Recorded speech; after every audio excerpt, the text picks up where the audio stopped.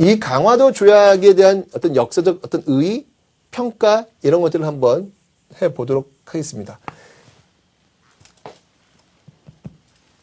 이 강화도 조약은 여러분들 어쨌건 간에 우리나라가 맺은 최초의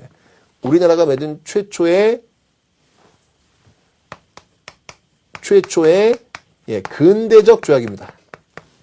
근대적 조약입니다. 그러니까 나라와 나라가 동등한 입장에서 조약을 체결한 거예요. 조약은 어떤 그런 의미를 갖고 있습니다. 동등한 입장에서 조약을 체결했는데 사실은 그렇게 근대적 조약이라고 하는 그 이름은 있지만 실질적으로 내용을 보면 어떤 조약이에요, 여러분들? 이거는 명백한 불평등 조약이라는 거죠. 예, 불평등 조약이라는 거죠. 최초의 근대적 조약이면서 불평등한 어떤 그런 조약을 지금 체결했다라는 것을 여러분들 염두에 두시라는 이야기예요. 아시죠? 자, 뿐만 아니라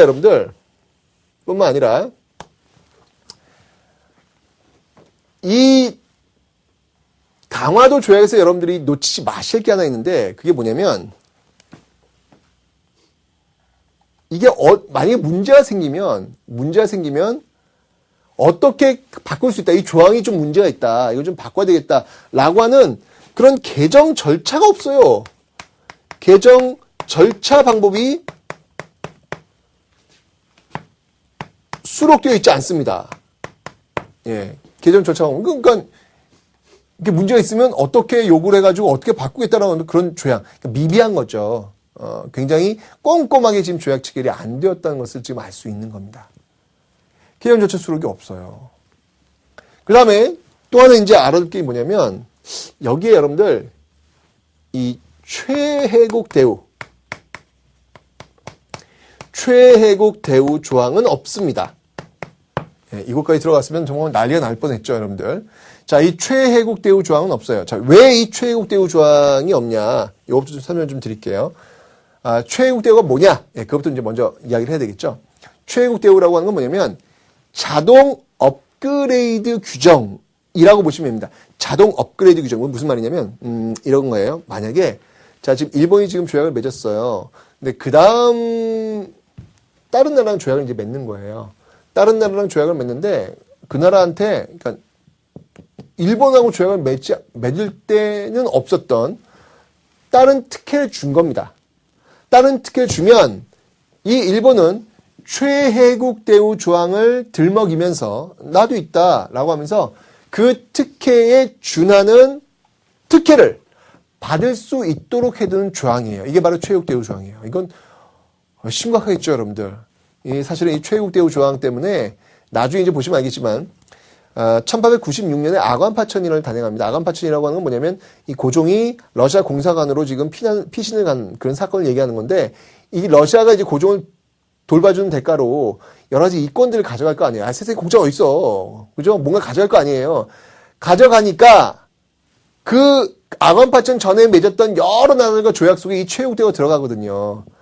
들어가니까 최혜국 대우 조항을 내놓으면서 우리도 러시아가 가져간 이권을 달라.